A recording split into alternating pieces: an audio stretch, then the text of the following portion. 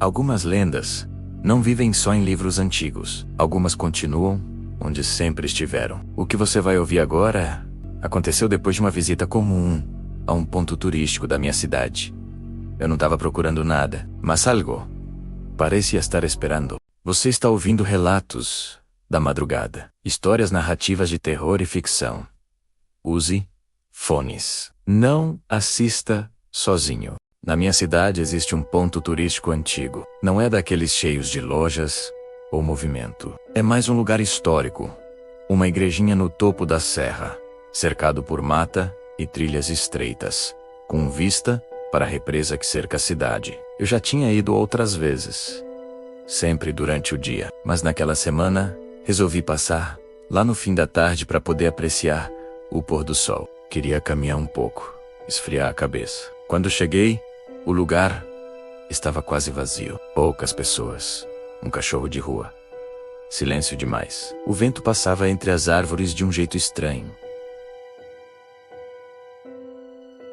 Não era frio, mas também não era confortável. Era como se o ar estivesse parado e só se movesse quando eu respirava. Enquanto andava fora da trilha principal, uma roda que nunca tinha ido, vi algumas placas antigas, a tinta descascada, letras quase apagadas pelo tempo. Uma delas ainda dava para ler.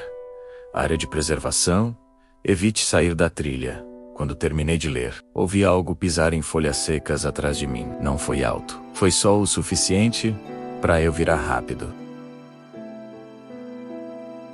e não ver ninguém. Naquele momento eu pensei que era só impressão.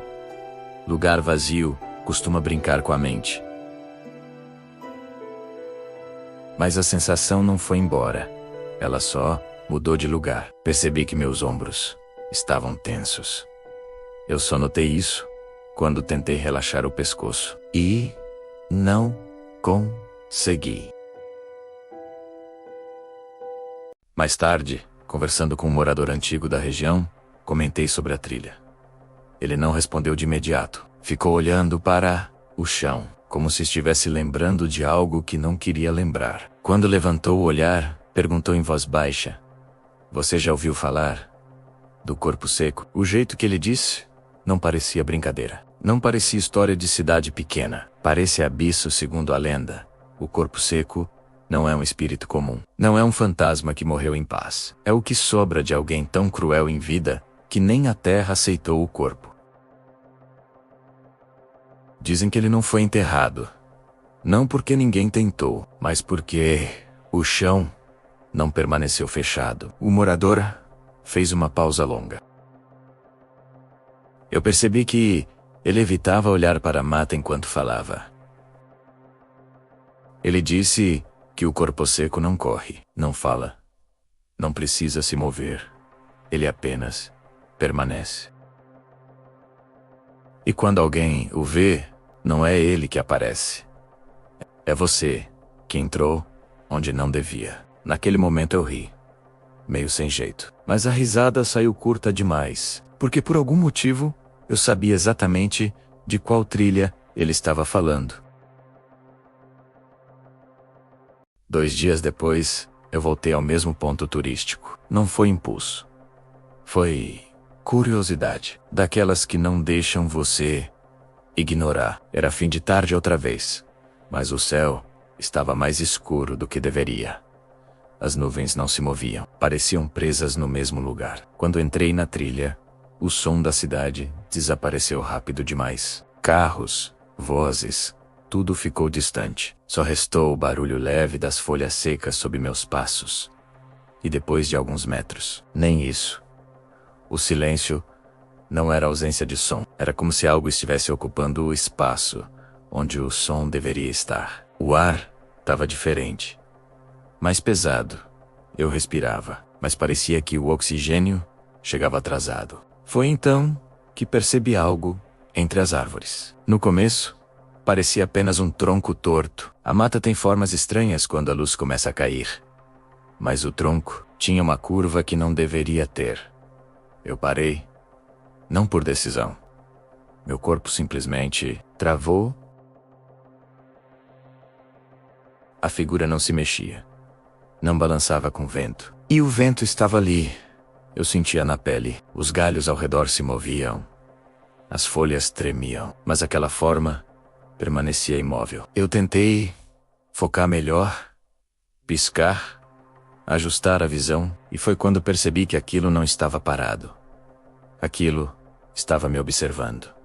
O corpo era fino demais, como se tivesse sido esticado pelo tempo. Os braços pendiam próximos ao tronco, mas não encostavam completamente. A pele parecia seca, aderida aos ossos, como madeira antiga exposta ao sol por anos. Não havia expressão, não havia rosto definido.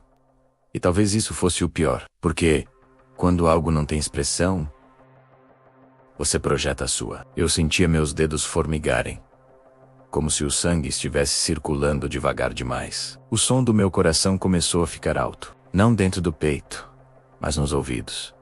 Eu queria me mover, dar um passo para trás. Qualquer passo, mas a sensação era clara. Se eu quebrasse aquele momento, algo também quebraria comigo. A distância entre nós não era grande, mas parecia impossível medir. O ar tinha um cheiro seco, de terra velha, e madeira que ficou tempo demais esquecida. Eu não sabia quanto tempo fiquei ali. O sol parecia não descer mais. A luz não mudava. Era como se o lugar inteiro tivesse entrado em pausa. E por algum motivo, a única coisa que continuava funcionando era o olhar daquela presença. O mais estranho não foi o que eu vi. Foi perceber que nada estava acontecendo. O céu não mudava.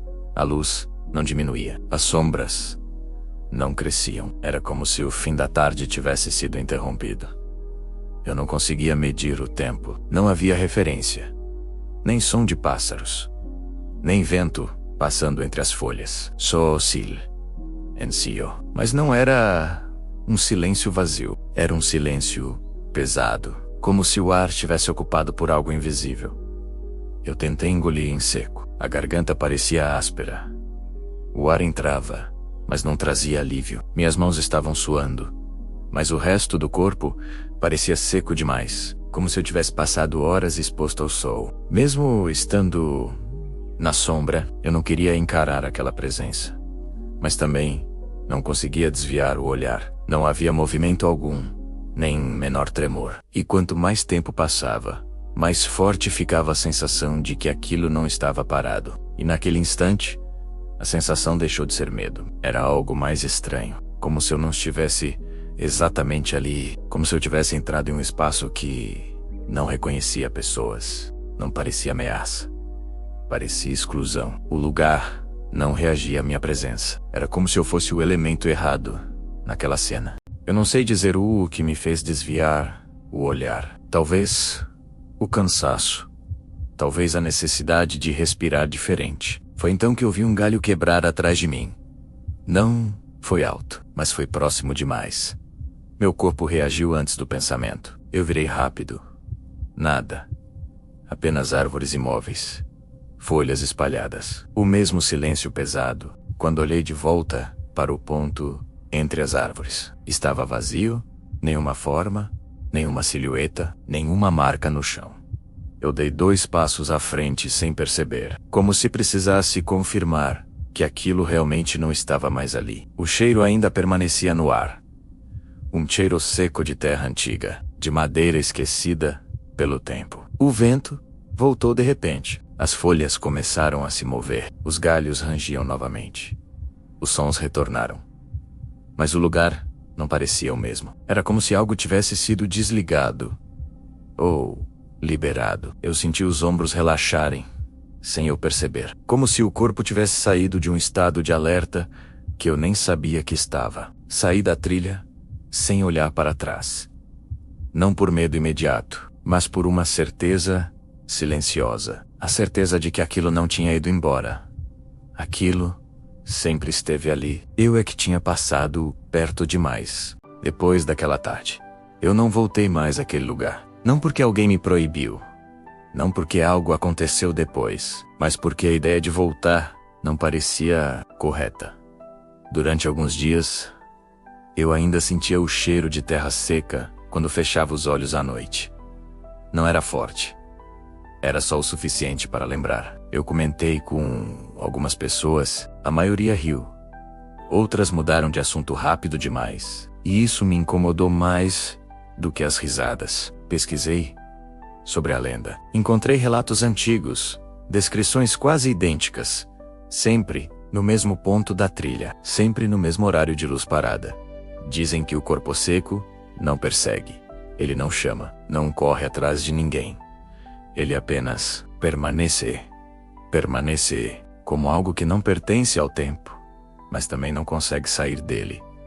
Talvez ele não esteja ali para assustar, talvez esteja ali apenas para existir.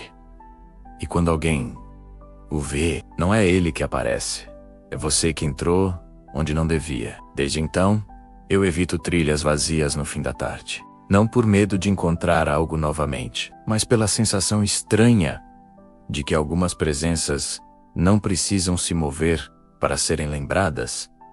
Elas só precisam ser notadas. Uma vez.